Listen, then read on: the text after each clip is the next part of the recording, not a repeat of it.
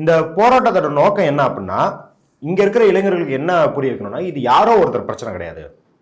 பாலஸ்தீன மக்கள் அவதிப்படுவது அப்படிங்கிறது அந்த பிரச்சனை நீங்களும் இணைக்கப்பட்டிருக்கிறீங்க. உங்க வரி பணமும் பாலஸ்தீனத்துக்கு ஒடுக்கிறதுக்கு இஸ்ரேல் அரசாங்கத்துக்கு உதவியாக நம்ம இந்திய அரசியல் உங்க வரி பணத்தை எடுத்து செலவு பண்ணிக்கிட்டு இருக்கு. 10,000 கோடிக்கு போதுமான ஆர்ம்ஸ் ட்ரேட் நடக்குது ரெண்டு பேத்துக்கும். 2015 இருந்து 2025 வரைக்கும் 33 மடங்கு ஆர்ம்ஸ் ட்ரேடு இன்க்ரீஸ் ஆயிருக்கு இஸ்ரேலுக்கும் இந்தியாவுக்கும்.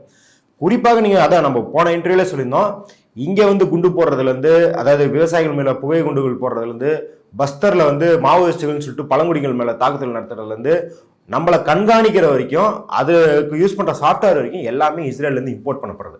அப்ப இந்த அளவுக்கு வந்து நெருக்கமான உறவு இருக்குது ரெண்டு அரசுகளுக்கும். ஜீப்பை அங்க கட்டிப்படுறதுக்கு காரணம்னா ஹைஃபா போர்ட்டை வந்து அதானிக்கு வாங்கி கொடுத்துருக்கிறாரு அப்படின்றது நம்மளுக்கு தெரியும். இன்னும் சொல்ல போனா இஸ்ரேல்ல வந்து இந்த 3 வருஷம் தாக்குதல்கள் நடக்கிறதுனால அங்க பாலஸ்தீன மக்கள் தான் அடிமைப்படுத்தப்பட்டு சீப் லேபரா வச்சிருந்தாங்க. அவனுங்களே கொண்டுட்டானுங்க. அவங்க அப்படி இருக்கும்போது அங்க லேபர் ஷார்டேஜா இருக்குன்னு குஜராத்ல இருக்கான். நான் வந்து என்னோட கொள்கைகள்னால வறுமையில வாடிக்கிட்டு இருக்காங்க குஜராத்ல. இந்த ஒரு 10,000 ஒர்க்கர்ஸை வச்சுக்கொண்டு அனுப்பிச்சு விட்டுருக்காங்க. அமெரிக்கா வேற திருப்பி அனுப்புறான். அவனை பூரா இங்க என்ன பண்றதுன்னு தெரியலவா. இஸ்ரேலுக்கு போ, எல்லாரும் இஸ்ரேலுக்கு போ. இன்னைக்கு இஸ்ரேல் மேல ஈரான் குண்டு போடும்போது அதுல அவதிக்குள்ளாவது இந்தியர்கள். ஏன்னா இந்தியர்கள் வந்து அந்த பங்குக்குள்ள விட மாட்டான், எச்சி துப்புறான். நீ எல்லாம் நாய்க்கு சமானம் உள்ள வராது.